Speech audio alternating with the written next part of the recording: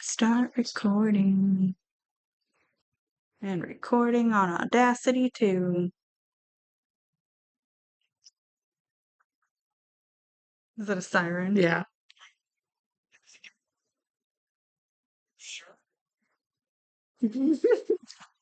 Kyle's looking at Amazing. Yeah, he gets to do stupid shit.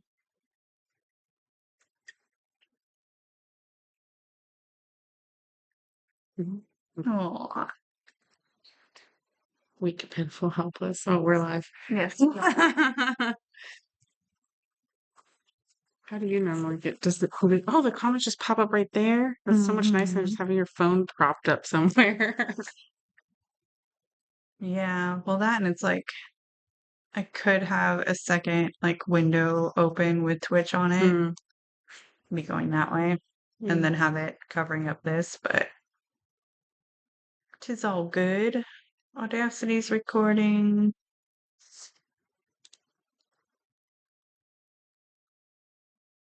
Yeah. I feel weird without my glasses on because normally I have my glasses. I have my contacts in. I know it's only 7:30 this time. It's not 9:30 Yeah. p.m. Yeah.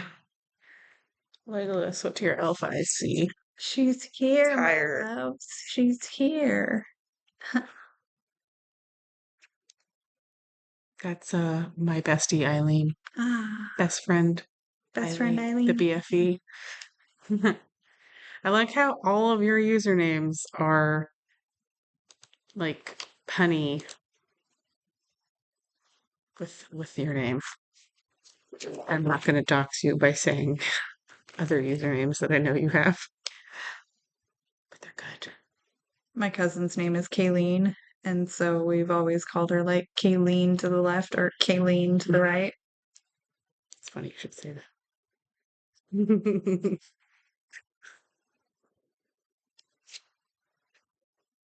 We're early. I know. I don't know what to do. We're usually like, I'm sorry we're late, everyone. Let's get started. We Not could really. get started. It was like we could. We have everything ready to go. It's That's true. insanity. I know. It's because we're together with our powers combined.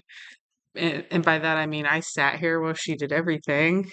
Looking at weird TikToks. My husband sent me, well, technically they're reels because my work is a government employer. So I'm not allowed to have TikTok on my phone if I have Google Teams on my phone. Microsoft Teams, whatever, they're the same thing to me. So once I delete Teams, I'll get TikTok back. But I kind of need Teams right now. Yeah. So I'm like moving, working so hard. Me too. Apparently. I don't know. Mm-hmm. I just love that she's like here. Mm-hmm. Like actually in the same room. I mean, this isn't the first time it's happened, but this is like But this is permanent like now. forever. Yeah. Best friends forever. You is for you, go lately. I'm so sleepy.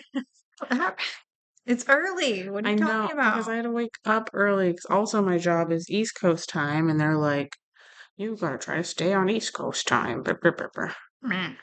I know. My boss is like, the absolute latest you could start work is 7 a.m. I'm like, well, that was when I normally started work when I was in the other time zone. But now it's like, if they see me come in at 7 a.m. our time, they're gonna be like, you're kind of late starting. Like, guys, if you want to be like global, you're gonna have to accommodate other time zones and understand that people outside of Eastern time zone exist. Yeah. It's dumb. Businesses that close at 5 p.m. Eastern are such dickheads. Yeah. I mean, for us, that's not 5 p.m. No. So it's great. It's 3 p.m. Yeah. So like if I have to call somebody whose office is closed at 5 Oh, yeah, p.m. yeah. Yeah. It sucks. Hello. Yes, this will not be the format every time because I think that'd be really hard to do it in person together every single time. Yeah, true. That would be. Even though we're in the same location right now, we don't live in the same city actually, but very close. Yeah. That and I never really know where I'm gonna be. Yeah. I do. Well, now I don't actually. I don't have to be a hermit anymore. No, you I can could like go. leave. Yes. Yes. I am always sleepy, Apollo. I'm sleepy right now. We were just talking about it. Yep. I started work so early that I am sleepy. Okay. All right. Should we actually get this? No, we still have 2 minutes until we officially start. Start. Yes. Yes, please. I like that I can actually see comments on the computer screen this time. I know everything in one space So is nice. nice. I won't get that ever, but hopefully I can get a bigger computer or something. Why can't you do this? 2 windows. I mean, my screen is 13 inches. It's a Oh, tiny laptop. okay. So, I mean, I could. It's small. Who got 4 tickets, 15 rows from the stage for Taylor Swift and Nola? I'm gonna guess that it's PF Apollo. That's pretty cool. I mean, I like Taylor Swift. I think that she'll do a good concert, but I'm still riding the high from Fall Out Boy. Paging She Cup. Paging She Cup to the chat. Oh my gosh, I know. Hello. You are heard not She Cup.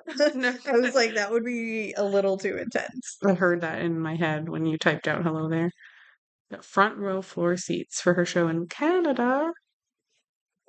How much was that? And how on it did you have to be to buy those tickets? Because I heard buying tickets for the tour was like the worst thing ever.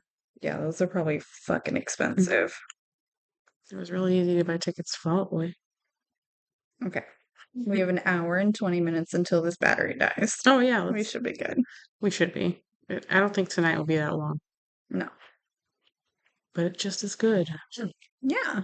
Quality over quantity.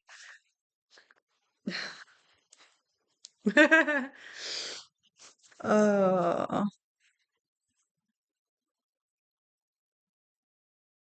yes, no, you don't have to type out Obi-Wan anymore. We all know. We know that this is the way. Mhm. All right. Okay, so it's playing Baldur's Gate 3. Is it available on console yet? No, not until. No, it might be out on PS5. Hey Siri, when is Baldur's Gate 3 going to be available for PS5?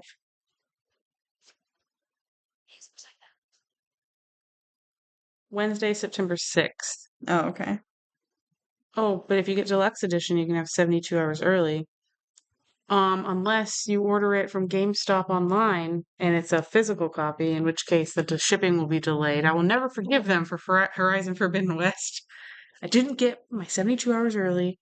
It's fine. Yeah. We have a trademark. That's so cool. No, like he's saying that his trademark is the hello there. Oh. I'm sorry. I'm dumb. It's okay. And sleepy. It's all digital? Oh, okay. Well, then should be fine. Yeah.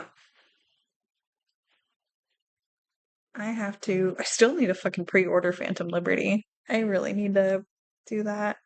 Star Wars game? Phantom Liberty? No, what's Oh my God.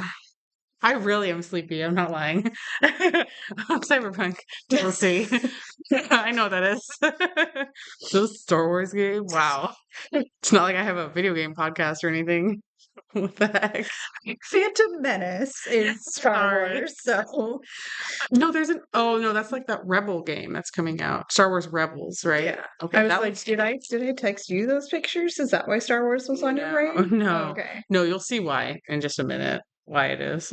Oh, well, and then he also said Obi-Wan, so Yeah. that did it. Star Wars is always just tangentially on my brain, if not fully. I'll show these pictures to chat really super quick and then we'll get started because you need to see them too.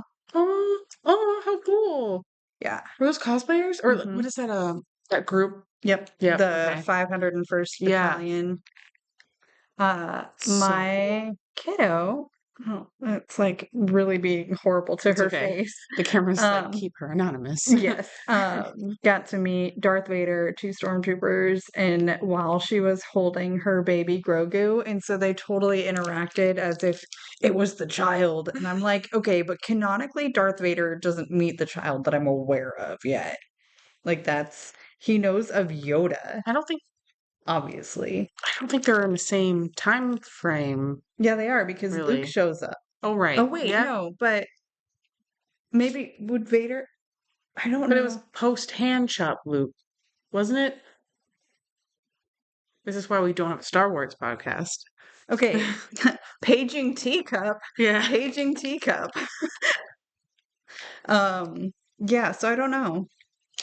That guy says yes. And I think he's saying yes to me saying that was post hand chop Luke, meaning Darth Vader was dead, right? Yeah, So yeah. he can't meet him unless he becomes a Force ghost. Mando is well, Vader is a Force ghost. Well, then I guess he's He could all know around of the us. child. Hmm. Yeah, I know that Luke met Grogu, Hmm. but we're trying to debate on whether or not Vader would have met Grogu or been aware of him. And I think no, now that I'm thinking more of it. But he still recognized Yoda as the baby Yoda as a Sweet. Force user. Oh, did you get an update? Yeah, my IKEA furniture. Oh, At first, it gave me a window of 9 a.m. to 9 p.m. And I was like, well, that sucks. And now I just got a better window so we don't have to like scramble out of here straight away in the morning. yay! Just want to make sure that went through. You're so paranoid. I love you. Yes. Okay. All right. What you did. Yeah, Oh my I God. agree. Did I stop and restart this already? No, I didn't. Okay. Noise. I know. It's so bad tonight. I don't even know. All right. Here we go. Hello, hello, and welcome back to another episode of Two Girls, One Ship, the podcast where we analyze, rate, and review all that the world of video game romances has to offer. I'm Genesis, the girl who can finally fucking say that she is here. We're here. Yay! And I'm Bravada, the girl sitting immediately to Jen's left right now. Currently, in this moment. Mm-hmm. Yay! Our worlds have collided. It's great. Like, I don't have to wear headphones to hear you. Mm-hmm. It's great. And like the other day when she finished Lucifer and needed a hug because she was crying, I was right here. It was a good time. I literally text her, are you here right now? Because I need a hug. And she sent me the emoji of the running girl. And I was like, yay. No spoilers, just that it was a good ending. It was like happy tears. Oh, yeah. Finish it that night. Yes. Oh, Lucifer aside, though. And if you are new here, welcome to the beautiful chaos. But you should know that our podcast usually centers on character and romance analysis and doesn't shy away from exploring the fun of fucking. Or from the deep emotional connections built between two or more characters using specific in game dialogue. So if you want to stay spoiler free, then this is not the podcast for you. Thanks for the spoiler alert, N7. And just like with all of our previous episodes, we'll assume that you have some background knowledge of the gaming character in question, but we will be providing context for those of you who may be unfamiliar. Yes, but today we're not really talking about one specific game.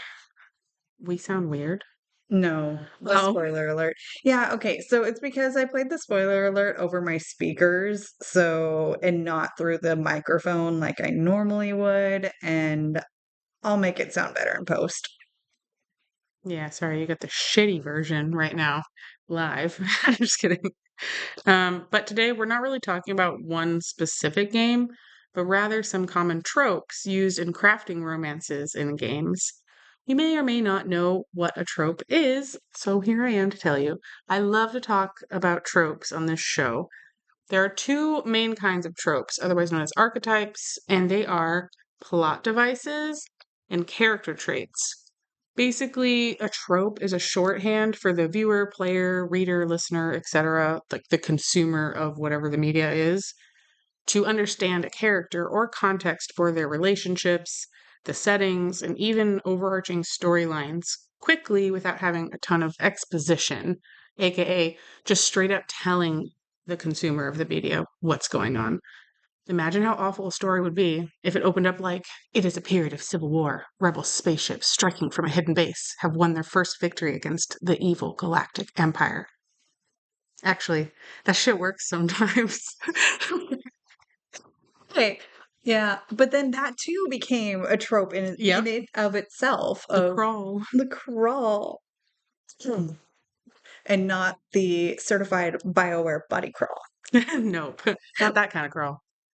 So, for tonight's show, we will be talking about some of the common plot devices in video game romances. We will be back to our regular character and romance analysis next week with an oldie, but a goodie. But this week, we needed to relax and just talk tropes. Another reason Star Wars is on my mind. Oh, thanks. Yeah. No, I didn't read the comments. There we go.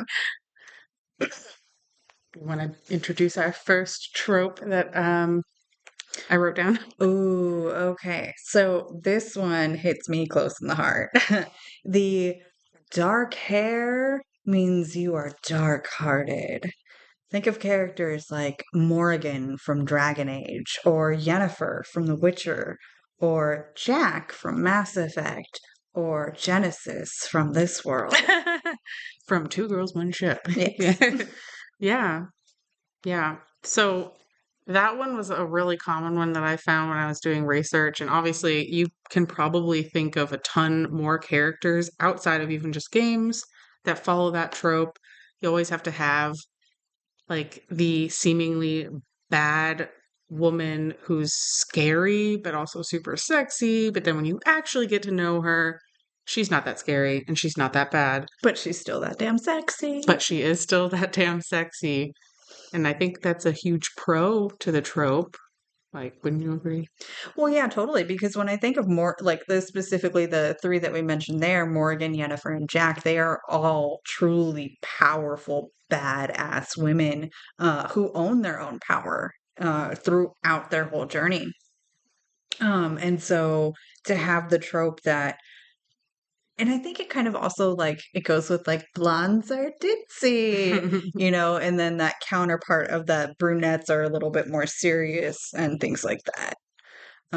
It falls into that as well. And redheads are apparently skanks. Fiery, Yeah. fiery, passionate. Yeah. Like they can blow the top off, like anger management. Yeah. Yeah. I think that is a con to, I mean, there's always pros and cons to any trope.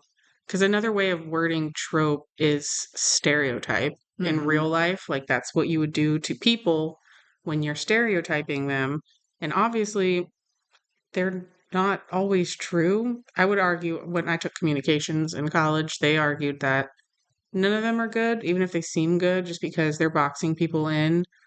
But they're also kind of unavoidable because just as human beings, like we have to file information so quickly. Like we're going to see someone and if they visually or audibly or something match up to some kind of expectation we have already from past experience and just the culture we were raised in, we're going to do that. So for stories, especially, like tropes play a huge part of it. So there's lots of pros. I would say one con for the dark hair, dark hearted one is that I think video games in particular tend to rely really heavily on this one for their strong women. And we don't often get to see women who are strong that are not like dominatrix-esque, like because that is such a I feel like a male fantasy at the end of the day, which there's a lot of women that are like that, but there's also a lot of women who are like the not to I guess bring up Harry Potter because I know that's a hot topic with a lot of people, but Neville Longbottom's like a really good character example of someone who has a quiet strength, like a kind of meek, timid strength, even though those seem like an oxymoron. But yeah. I don't know. So I think that would be a con, but for the most part, I think this trope is really great, and especially for games because usually you're defending the world from ending, and you need a kick-ass bitch on your side. So, yeah, Yeah, I agree. Wasn't Piper, didn't she have black hair also yeah, in Fallout 4? Yep. I think she could be. She's a little more like not vanilla, but like golden child s like she had struggles, but she's not like you wouldn't mistake her for a bad person because It's true. she's pushy, but she's not bitchy like Yennefer, you know. She's pushy for the truth, not necessarily pushy to push people away. Mm-hmm. Mm-hmm. All right. So we've talked about our dark-haired beauties. What about those redheads? The fiery altruist, Triss, Leliana, and Chloe Price. So Triss Marigold from the Witcher series, Leliana from Dragon Age, and then Chloe Price. Which Chloe is that? That's from Life is Strange. Okay. Even though she dyes her hair blue, um, in the comics and stuff, like she's seen to have strawberry blonde hair, so she might like be kind of a stretch for this one, but I thought she's got some warmth to her hair tone, so she counts. But definitely Liliana and Triss. Liliana especially is like on the nose, played straight this trope because she is extremely redheaded and also extremely altruistic. Like everything she does in her mind is for the betterment of everyone else. So I think I think it's just I never actually thought of this as a trope until I was researching and I'm like, "Oh, I guess that is a thing." Like why are redheads viewed as like the do-gooders?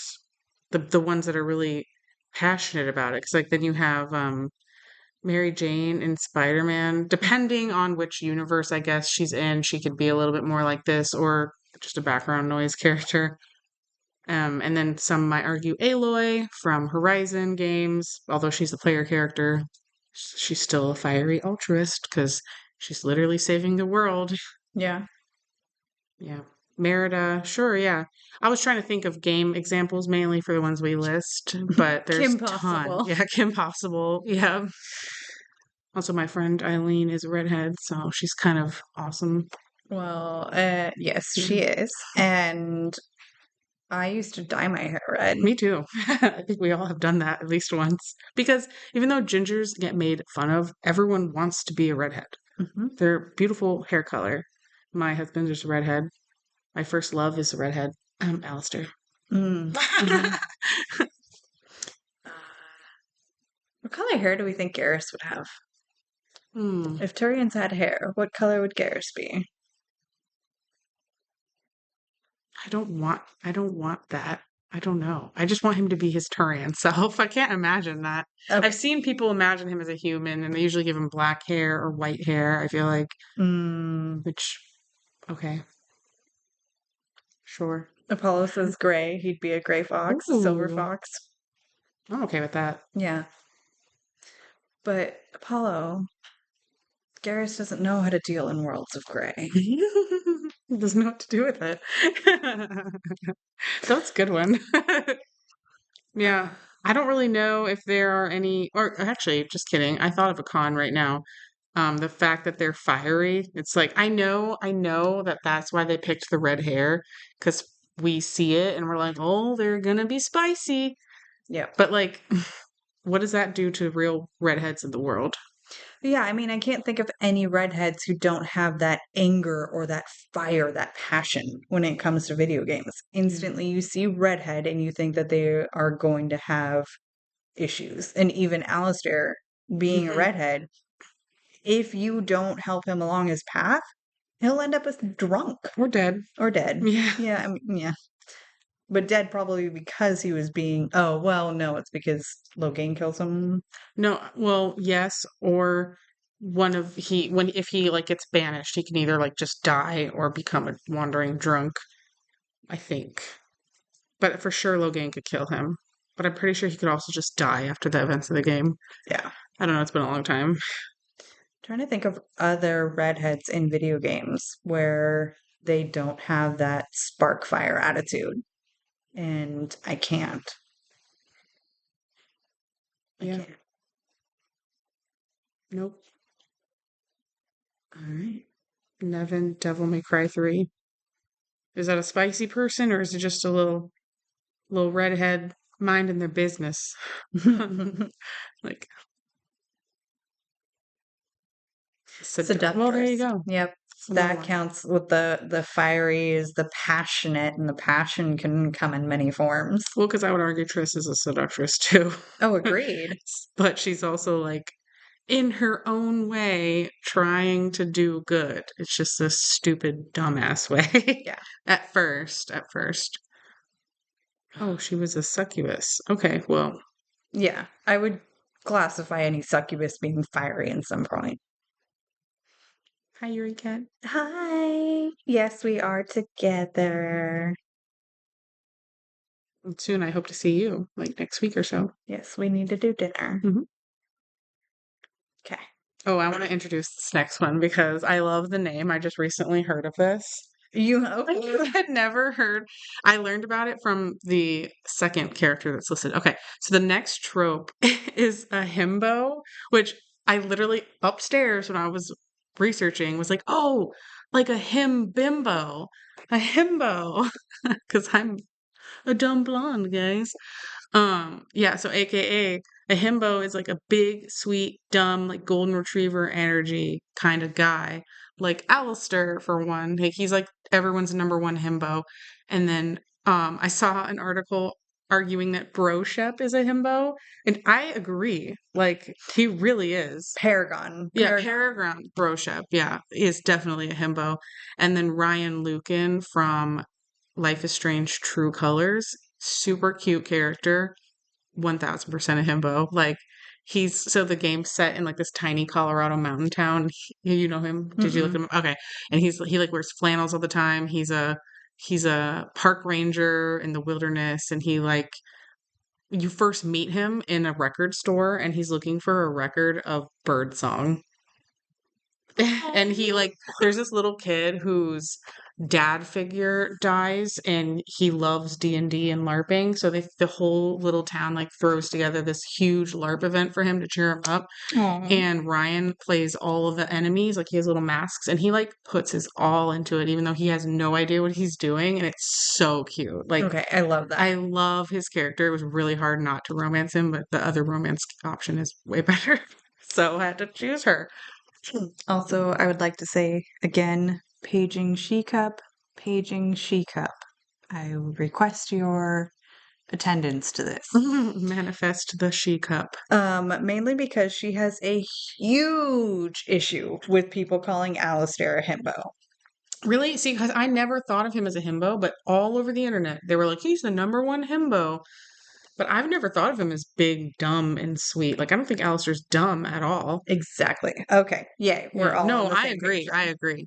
I just put him as an example because everyone else seems to think he's an example. I don't like he definitely has the golden retriever energy, Hmm. because he aims to please, but I don't think he's dumb. No. And that's like the whole big thing about Alistair is that he is super sweet and he's definitely got the looks and the body to be classified it, Hmm. but he's not an idiot. He is witty, he's funny, he's intelligent in his own way. Can he make stupid ass comments? Yes. Swooping is bad, you know? Yeah. I guess my only thing is if perhaps like I did see himbo defined as big, sweet, and dumb specifically, but in my mind, like the way it's used most often isn't really dumb. Like it's kind of just the male counterpart to the sexy girl that's there for like views, male gratification. Like a Mm-hmm. himbo is just a sexy man character there for female gratification because he's kind of like what we would want or what most women would want in a male romance option, especially like just this really hot, usually built guy who's also very sweet and green flag and safe. And, so like that's definitely Alistair. It's definitely Ryan. Sometimes Bro Shep, depending on how you play him. So I don't think James Vega is a himbo. I would classify him as himbo, but that's only because I don't see the red flags in the He falls under a trope that we will be talking about in my mind. Like I think, more neatly. But I mean, everyone has multitudes. Yeah. But yeah, I think he's got the big and sweet down. I don't think Vega's very dumb, though. That's a good point, too. Yeah, Vega's not really an idiot. He wouldn't have been recruited for N7 if he was an idiot. Mm-mm. Nope. All right. Oh, what do you think are cons to that? To like making these characters Knuff? Um, I don't I don't really know. That's an interesting one because the pros is like, yay, I get eye candy and somebody who will give me like that hyper energy love. Mm-hmm. But the cons of that would be it can make it the character not as in depth sometimes. Yeah. Yeah.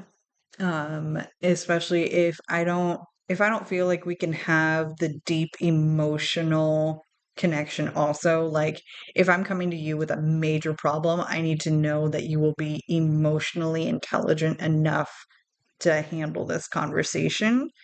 And somebody who is very himbo and just isn't the brightest bulb, they're not going to handle that. Yeah. Might be the most polished tool in the shed, but not the brightest. Yeah. Oh, I was gonna insert like a "you can polish my tool" joke, but then I realized I actually don't have a tool. Oh, and then this next one is the trope that I fall for every time. This last character I put, I don't actually know who that is yet, but I Oh, will. okay. Yes. Because I don't have the game yet, but I will. Anyway, so the next trope is my kryptonite. It is the broody elf trope, which is definitely specific to games. It's not necessarily common in like other romance medias, like books especially, which I feel like it's a whole other thing. But yeah, obviously Solus is a broody elf, Fenris, and Asterion. Is that how you say that? Okay. Yep. Asterion from Baldur's Gate 3, which I don't know who that is, but I'm definitely gonna romance him. Him? Her? No? Him and no, you won't. Oh, I won't? Okay. Who should I romance? Who will I romance? You'll know. Ooh. So I actually don't know yet because I'm only about 15 hours into the Oh, game. okay. See, it came out. I bought it the week that you decided to move here. Oh, So I've been okay. kind of busy. Yeah, that's fine. That and it was my 15-year wedding anniversary. It was like Monday you got here, Hmm. Tuesday wedding Is that when it came anniversary. out? Oh, last Friday it came out. Yeah, Wow, feels like a lot longer ago. I know. Uh, and I waited to buy it because I was like needed the money in Yeah, the yeah, bank first. yeah. Yeah. So Monday you got here, Tuesday wedding anniversary. Wednesday is when I was like, okay, I actually get to let's play this game. Thursday I recorded Cyberpunk and now Friday is here with you. Oh, I was supposed to go meet Rexy. I totally forgot. It's okay. Okay. It's not like I'm leaving. Yeah. Okay. And no, I did not finish Horizon. But it's still on the laptop and I will continue to play it. I But saw it on the laptop. It yes, exists. it exists. I could open it up for you and show you where I'm at. Okay. But as for Asterion, he is a little bit more evil inclined. Oh. So you have to make like really not nice choices to raise his affinity. So I will be doing an evil playthrough Okay. because it definitely hits a few of my personal favorite tropes also because while I may not be a broody elf simp, there is another broody type out there that I fall for all the time. But since the game is so new, I will not go into Horned spoilers. god? No. Like Kunari? What? A vampire? Oh. Oh, okay. Now I don't know either, because True Blood was my sexual awakening. Mm. So might have to go with that person. But I'm also not evil. But is Asterion a good looking broody elf at least? Good looking? I heard white hair, because Fenris and Asterion were compared a lot. Okay, so yes, Asterion has white hair. No vampire's more broody than Angel. Accurate. Extreme accuracy. um, but he's got the voice. He's just not somebody that I personally would be that physically attracted to.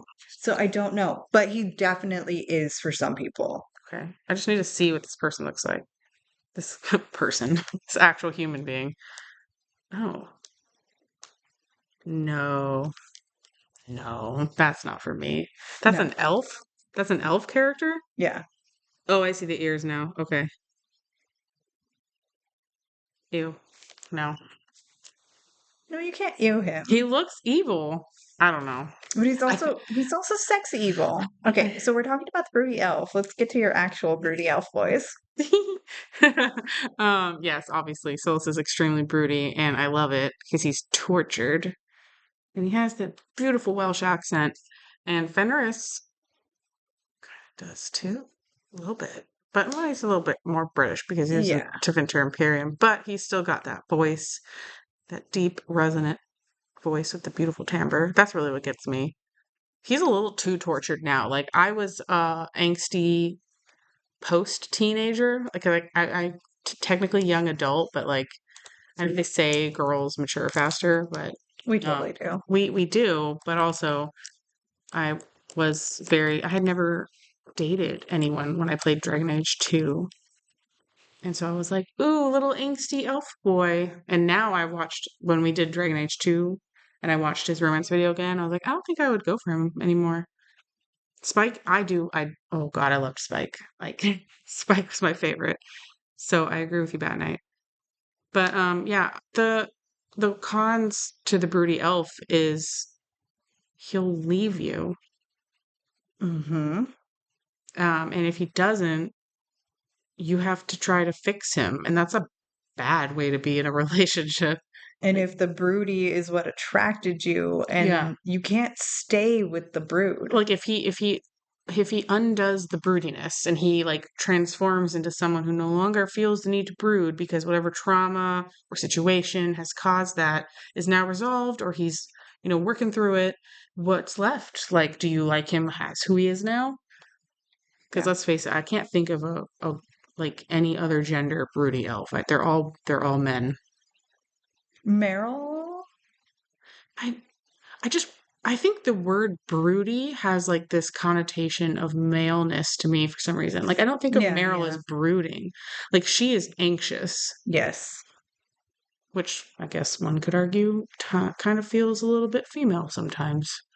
Even though I know a lot of men with anxiety and people who are non-binary with anxiety. Oh my God. Yeah. That, yeah, because I was like, oh, okay, anxiety characters and all females popped into Yeah, my I was head. just strictly speaking like connotation. Like, what does that word make me think of Yeah, yeah. from experienced like media stuff? And I'm just like, kind of feels like a female trope. Like, I don't know if tropes have masculine and feminine energy, but that's kind of what I was getting at. Like, broody kind of feels like a thing a man does. Like, you know, Mm-hmm. I know the listeners can't see what I just did. Riley. Who's Riley? Okay, so Oh, Riley Finn. We're talking about Buffy. Okay. uh Bat Knight asked the question because we've used this word quite a bit and we've never actually defined it. What does simp mean?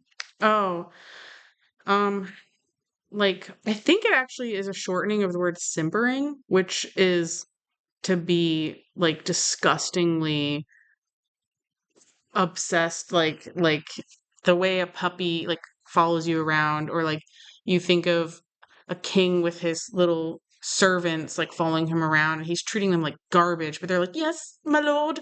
Like that's kind of that. It kind of also has like BDSM vibes.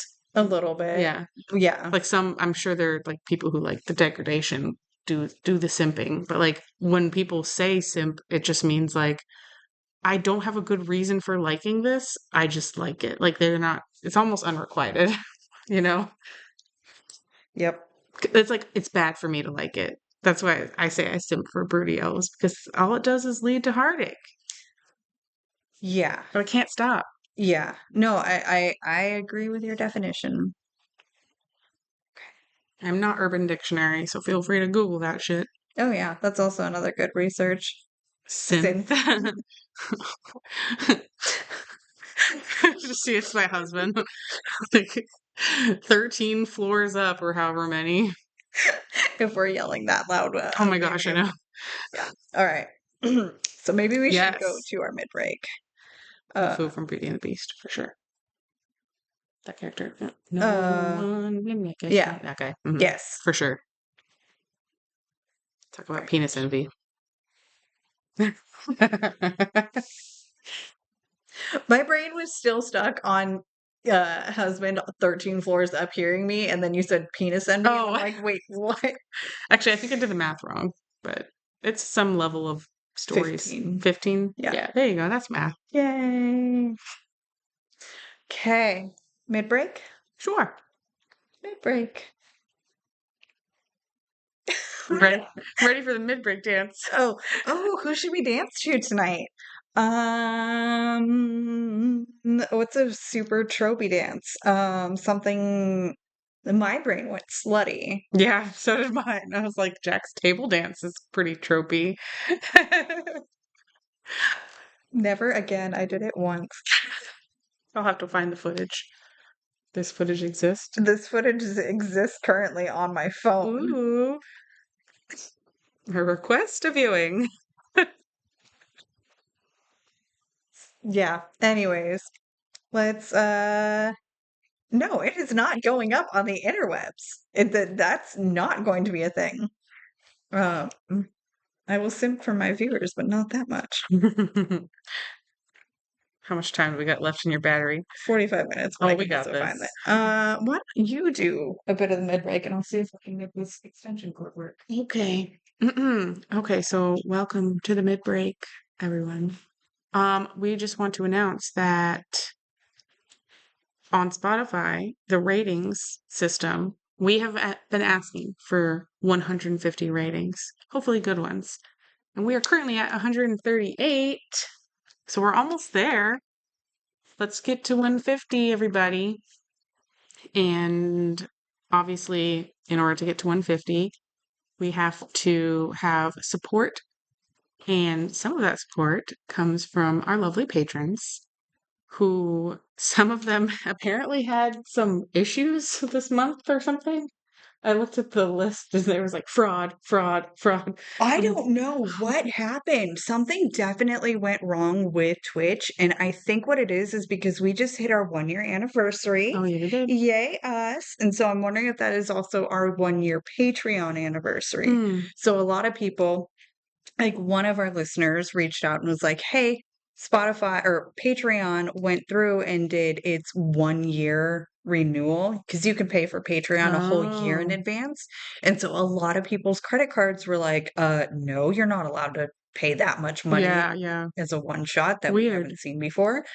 So please, if you don't hear your name, go check your Patreon and make sure that your card went through. If you want to still support us, of course. But Yes. yes. So the patrons, according to the list I checked, that are active for August, at the certain tier that we thank them in the episode are Toasty, Becky, Bat Knight, Stone Mystios, and Muffiny Cake. And I heard about you, Apollo, about whatever happened. Oh, yes. Apollo's back on. Apollo, it didn't say it on Patreon when I checked like an hour ago, but I trusted that you said it was good, so. Yeah, because I got an email verifying Oh, it it. went through now. Okay. I don't know. Uh, It said it was weird. It said it didn't list him as active, but it also said a payment went on August. So I was like, I just went off the active list. But Apollo, obviously, thank you forever. You're like the first patron we ever had. Toasty was firsties. Oh, Toasty was firsties. Okay. I think of because Apollo was like the first one I think to watch a live stream. Or like Yeah. I always think same for Patreon. Yeah. No, Fat Paulo. I will never forget that. And then freaking out because he's like, well, listen in between breaks at school, and then freaked out thinking that a high school student had joined our stream. Yeah. That's hilarious. But yes, huge shout out, major love. Thank you to all the patrons who have supported us throughout all this time. Like, we are rapidly approaching our 2 year anniversary.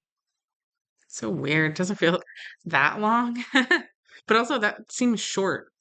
It seems like we've been longer at the same time. Yeah. I don't know. I think it's just because we are close and it makes it feel like we've known each other for a lot longer. That's true. Mhm. I'll let you read that one. I named it. That All was right. not what they called it online. All right. So let's get back into the show and start talking more tropes. All right. So this one here, a combination of Blackwall, Samara, and Iphon from Divinity Original Sin 2. These are the battle daddies and those battle mommies. Mommies and daddies. Okay. So actually in this context, I think it's a little bit more that they actually give off maternal and paternal vibes with Blackwall and Samara. I don't know Divinity Original Sin, even though that to me says horny all the way. Sin they're equals horn. the middle-aged and older love interests. Okay. Oh yeah, because That are Blackwall doesn't have powerful. kids. No, it's more like because they're so much older than the player character normally, and they're also like powerful warriors or soldiers or whatever their class is. Like Samara's kick-ass, Blackwell's kick-ass. Apparently, Ifin is. I never played Divinity, but I watched a little bit of the video, and he's got the daddy vibe. Okay. Yeah, and the look, a little bit of gray, that type of thing. Okay. Yeah, no, I mean, that's also kind of me. Older than most of the people I interact with. Yeah, but your love interest is older than you, That's true. and Is a he was daddy. in battle. Yeah, that too. So Yeah. battle daddy's your trope. I think that, yeah. Hmm. He's gonna break my brain on this one. Because I'm like, it's also funny because after doing all of the character analysis and stuff like this, of course, I apply it to my actual relationship, and I was like, he's older. He's a massive. He has a scar on his face, and I was like, okay, yeah, maybe scars are attractive, And yeah, it was. I went on this whole thing about scars for a minute. Eileen brought up Adrian Victus. Okay, that's Eileen's hot take, which is not even a hot take. She wishes we could have romanced him. Do you remember him from Mass Effect?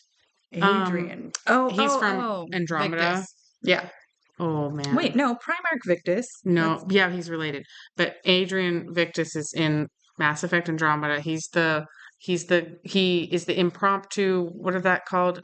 In Andromeda, Is he the the seek super white Turian?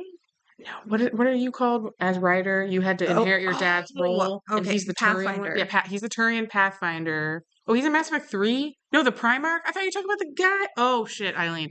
No, I was thinking about when you were sad about their romance because he is gay Turian and his boyfriend died, and it was you can find out about their romance. It's sad. Anyway, okay, apparently you were right. It's a Primarch. Okay. Wasn't that guy's last name Victus too in Andromeda? I don't remember. They all have Roman names. I can't keep track, except for Garrus. Okay. His name was Evictus. Okay, never mind. Sorry, I don't know what I'm talking about. Okay. The Primarch. He had a good voice. Primarch did have a very good voice, but I also don't know if I would romance him. That's a little bit too much. I feel like he would put his job in front of me. Like any good Turian would, which is why we like bad Turians. Yeah. I mean, a clear con with Blackwall is he's not who he says he is, and Samara's pretty unavailable. Like, I guess the age difference sometimes is impossible to overcome with like Samara and Shepard. They're just so vastly different. Well, yeah, and I think a lot of that from Samara has to do with the code more than just her age. Yeah. Yeah. And yeah, Blackwall's definitely got some shit that he needs to work through before he really should be getting into a relationship with the Inquisitor. Yeah, but otherwise, I want to see more of this. Like, I think I've had enough of like the vaguely 20s or even younger Hmm. romances. Like, let's have some middle-aged romance. Why don't we? For sure. I agree. Hmm. Now, we talked about this character a little bit earlier, but let's talk about the misunderstood flirt. James Vega, Zevran, and Sylvian from the Fire Emblem Three Houses. I don't think I've played that Me one. neither. I've played one Fire Emblem game, but I don't think it was Three Houses. Um, Vega to me is a completely misunderstood flirt. I defended him on the episode that we did on him. Zev, he's not even no, he's just a shameless flirt. Yeah. But sometimes that can be taken way out of context and it can get him into trouble. I think by misunderstood it means like they're not just sluts. Like Mm-hmm. Zevran just is defaults to that because he grew up in a whorehouse, and he thinks that's what people want from him, but he's a lot more than just like a slutty elf, you Yeah. know. Same with Vega. He's not like he even says like he just does that. And I don't know about Sylvain, but I read that it's kind of like Jack, where because Jack can kind of fall into this too. Jack like covers up some trauma by being extra promiscuous, and apparently Sylvain Hmm. does something along the same vein, but I don't know if it's as bad as Jack because I'm not sure what the rating is for Fire Emblem, but I remember a lot of people playing it when I was a kid, so I imagine it's not like as highly rated as Mass Hmm. Effect, as No. terms of like age limit, not like critical acclaim. Yeah, no. Fire Emblems are definitely they are the ones that I have played are turn-based tactic Hmm. players and they all have romances in them, but it's very vanilla and there's a lot to the Hmm. romances, but there's not any scenes. Yeah. I remember we talked about one for our panel talk where it was like you could, for lack of a better term, breed them to make better fighters. Hmm. But I don't know if all of the Fire Emblems are like that or if it was just that one. No, because the one that I played, it was more of you can train them up by you were the teacher in the game. You were a professor, and so you had to train your students to become Mm. better fighters. So no, not all breeds, not all breeders. All right. So again, Solus comes up on this list. Yes. Yes. This last trope that we're going to talk about, and to be clear, these are all character traits that we're talking about. They're tropes about a character's personality. And this last one is the sneaky mage, aka Solus, or Anders, or Morrigan, or Gale, who's from Baldur's Gate, right? Mhm. And Triss, like pretty much any mage that you can think of is pretty much a sneaky mage. Like yeah, because Meryl has like Meryl is has hiding hiding things. things. I think the only mage that's not really hiding anything is oh my God, what's her name from Dragon Age Inquisition? She's from Orlais. She has the epic, like, Oh, Maleficent horns. I can't think of her name right now. Vivienne. Vivian. I was like, it starts with a V. But she was too. She Oh, she was was, hiding yeah. her dying husband. Oh, yeah. That's like the most, like, mundane secret, I guess. Yeah, It's not as bad as Anders or Solus. true. Or Triss, honestly. Like, at first, in the first two games, she's pretty damn sneaky with the Yeah. whole oh gosh, what's that called? The lodge mages and all that stuff. There's all of them. Yennefer's sneaky.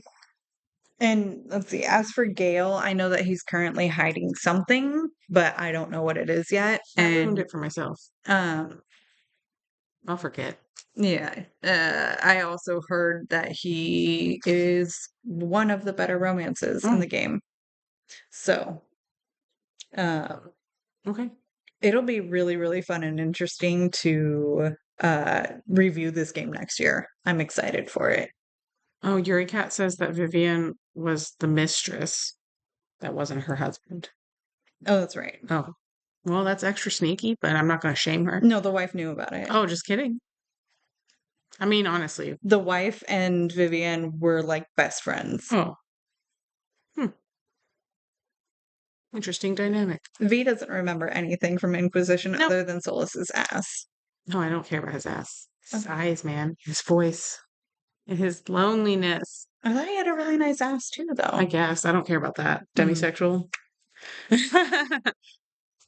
But yeah, I love I think actually a con about this trope is while I listed a lot of male mages, aka magicians or whatever, warlocks, yeah, they are still like I feel like magic is still so strongly associated with womanhood that to constantly make the mage or the witch or whatever hiding something is just playing off that whole past with like the witch trials and Christianity and like, oh, well, you can't trust someone who uses magic because of course they're going to lie to you or trick you or manipulate you.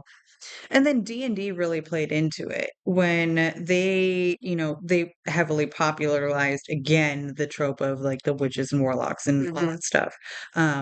With the fact that you as a warlock, you swear fealty to a demon. And then as a mage, or like my character is a cleric, I gain my power from the goddess that I pray to. But for like, if your god doesn't like my god, I'm going to hide that fact from you because then you might not like me. Or,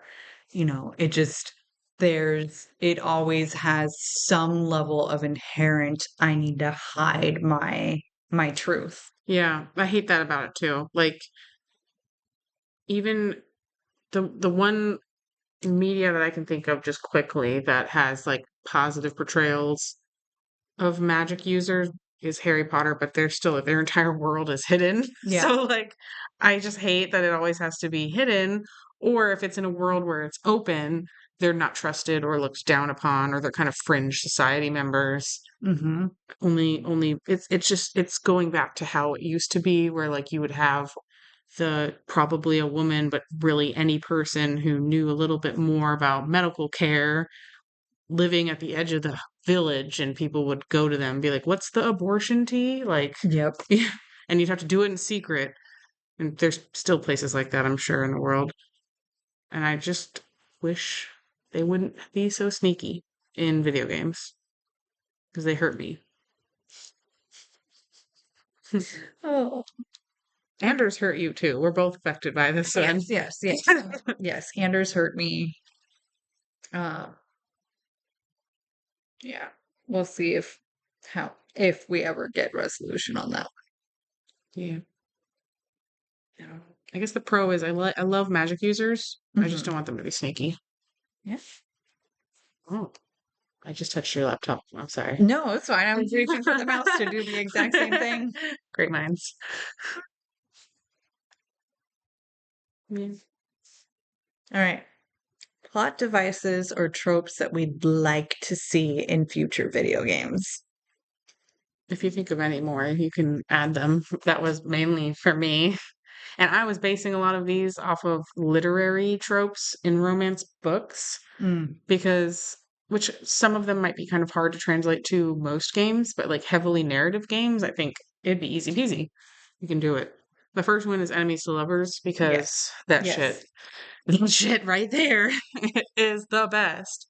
Like specifically, I love it when it's combined with the next one, which is forced proximity, which like say, you imagine, okay, let's just go with it, like Outlander, which combines a ton of other tropes, but like, she's mad at Jamie at first because he like kidnaps her kind of, but then he's nice to her, and because they have to be together all the time, they start to fall in love, and like that sort of built tension just because they're next to each other all the time. I think it's good. I think it's good. And I love to see enemies to lovers. Yeah, no, enemies to lovers is one that I fall for all the freaking time. I love it in book series. I would love to see it in a video game. I sort of a little bit got that with Jack. Yeah. But I feel like we were never really enemies. I feel like if Jack and Miranda had gotten the same Garrus Tally treatment, that would have been an enemies to Yeah. lovers. Because, like, we've got the one big example of lovers to enemies, which is like Solus and Lavelle and Inquisitor. But what if in Wolf is what I'm holding out hope for, he can go from enemy to lover again? Like, well, not with my character, but like, I would love to see that he can reconcile with my Inquisitor or something. Yeah. Something like that. Like, there's an example right there of how you could add it to a game. It doesn't have to be the main path, it could just be one of the choices. Hmm. But another reason this falls into the next one, the former lovers come together again. It doesn't even have to be something like that. It could be like um in Uncharted where you had Nathan and Elena who got like separated, almost divorced, and then they fall back in love and stay together. And like that was beautiful to see. Obviously works because it's a huge narrative game, but I love that because we have so many examples of fresh new love starting, and I really just want more established relationships, Yeah. and especially ones like that that have real problems that they actually overcome in a healthy way. Like, there's not many examples of that. Agreed. Wait, you're just finding out that Yuri Cat has a band? Look Yes. up Terminal Dusk on Spotify or wherever you listen to music, and you'll thank me.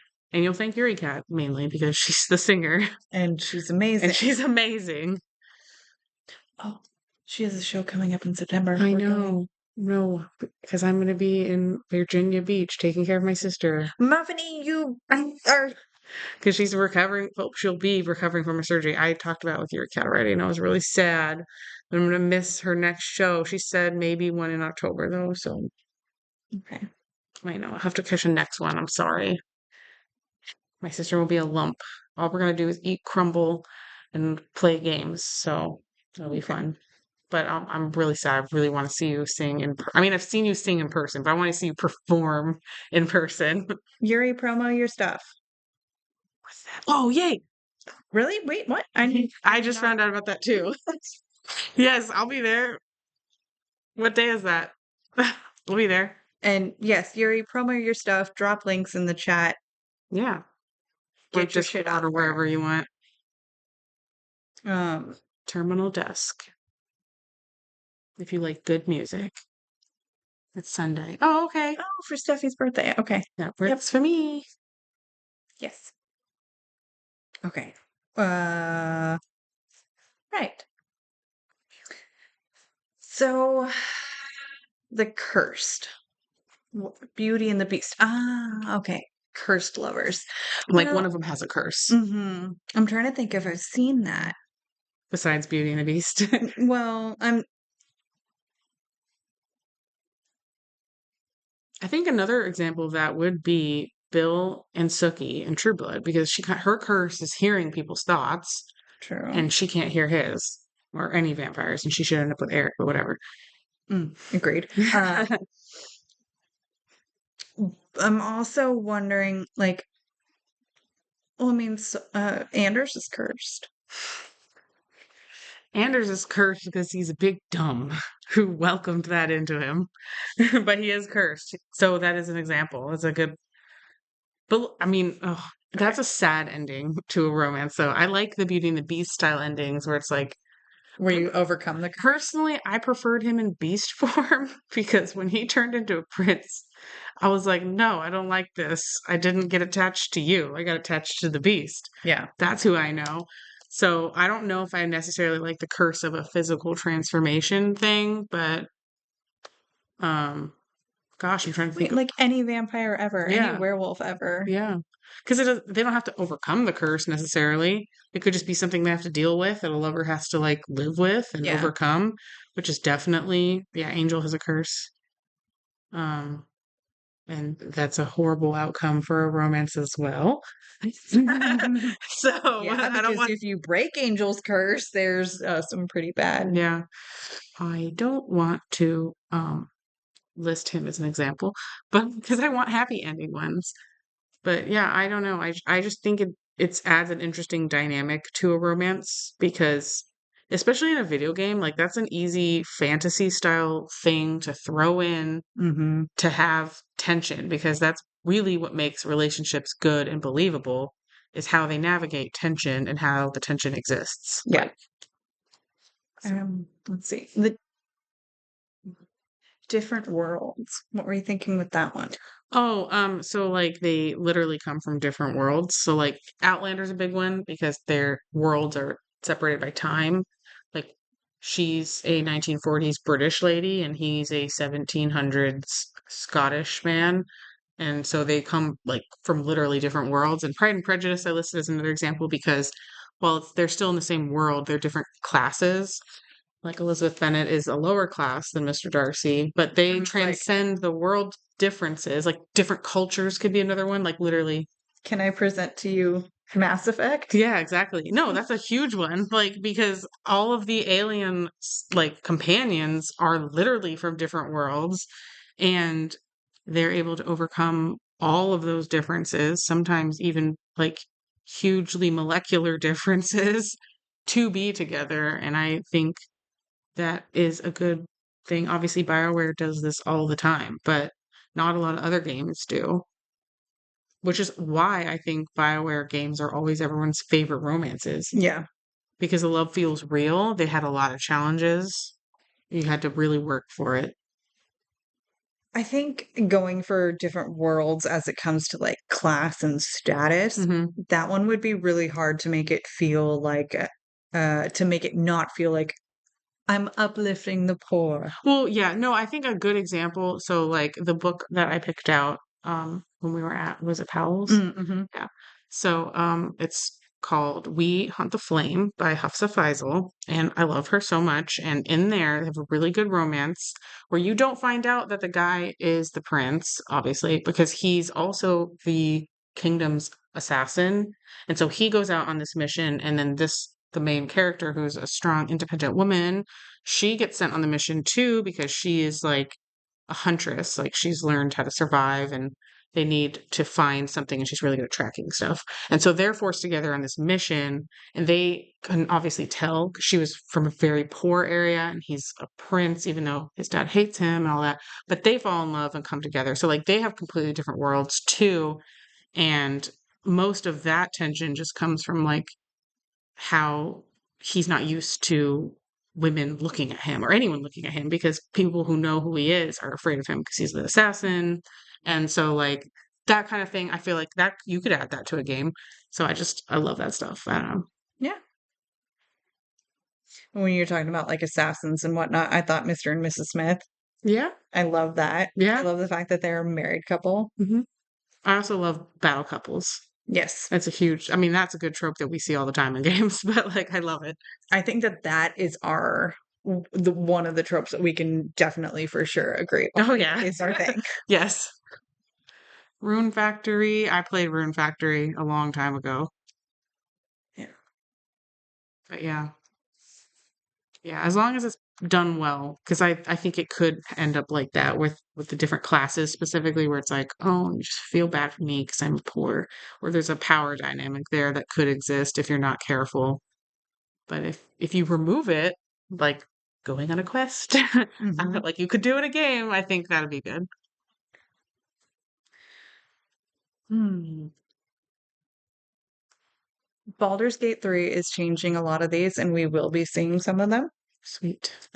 Because I know of a BDSM room that's really good in there, and I know of a legitimate polyamory couple. And I don't think, other than like romance games or indie games, I don't know of a AAA game that has that at all, Mm, ever. No, it's and it like I was talking to somebody about this, and I'll admit a lot of the details to spoiler it, but To not spoil it. right to not spoil it. Um, you are flirting with one person and then you go and you're flirting with another person and you can and if you lock in with one, you're still talking to the other person. The other person in this scenario that the friend played through was like, the other person said, I'm willing to make this work, but you need to go and talk to the other person you've been flirting with to see if the idea of a throuple would be Nice. amenable. And so it was like getting informed consent ahead of time, being open and willing and talking about it in the game as part of the dialogue, as part of the options. And I was like, that fucking floored me. Yeah, because then we don't have a situation of like, I love it when women fight over me. Yeah. Because that's the worst thing with broship in the first game. Like, because that's just, that to me is painting such a bad light on polyamory, which personally I'm not polyamorous. I can't see myself ever doing that, but I'm also like, I know that's not cheating, which is how all these other games have portrayed when you try to romance more than one person, it's deception. Yep. So that's great that it's not in this case. I was a little leery of the druid romance because of the article someone shared in our Discord about the sex with the bear form. Mm-hmm. So I'm sure it's not like it's not what they made it out to be. I will for the druid, it's the wild shape form. It's a part of your inherent magic, and you shapeshift at heightened emotion times and things like that. Normally, completely under control. It's just that the character really, really likes you, and in a moment, in the getting up to the actual sex, is just like losing shape and coming back together. So you don't have sex with a bear. Okay, I was hoping that wasn't the case, and I hoped it was clickbait. So that's good. Yeah. Which I think it's cute. We see that trope all the time in romance novels with like shapeshifters and stuff. And I mean, it's a cute moment. They don't have sex They're in the shy and animals. nervous, and then all of a sudden, I'm a fucking bear for a minute, and then okay, let me pull it I back think in. it's cute because it's like a really huge visual cue of how they feel, which that's especially with a male character, because in our society, men don't usually make their emotions known very clearly. No, but they let their physical attraction known very Yeah, clearly. that's true. Yeah, they can't really hide that very well. Yeah, anyway, I'm definitely playing Baldur's Gate 3 on September 6th. Yes. It's gonna be great. And then, oh no, I'm not. I'm gonna be flying to Virginia Beach. Muffiny, she's playing Baldur's Gate while she's out there. I'll watch my sister play it. She'll just be a lump. I'll be her little housekeeper and watch her play it, I guess, and just wait till I can go home and play it myself. All right. Well, I think this is a good time to wrap it up then. Gosh, editing on this is going to be great because there's only one audio clip. I know. It's one continuous file. Oh, no, I need to replace the spoiler alert. Oh yeah, and delete some dumb shit I said, I'm sure. No, it's all staying in. Okay. We'll just keep everything in. Raw footage, baby. Oh. Yeah. Super raw. Super raw. So let's wrap it up to make it not hurt as bad. Okay. Oh my god.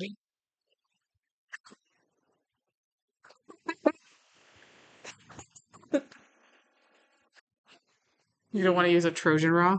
Or is it Bear? What are they called? I saw a commercial for it upstairs. Wait, what? Condom. So you talking about condoms?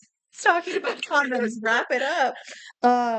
But wait, I'm pretty sure Bear. I think this is like BARE. Like, oh, okay, because my brain was still on the druid bear, and so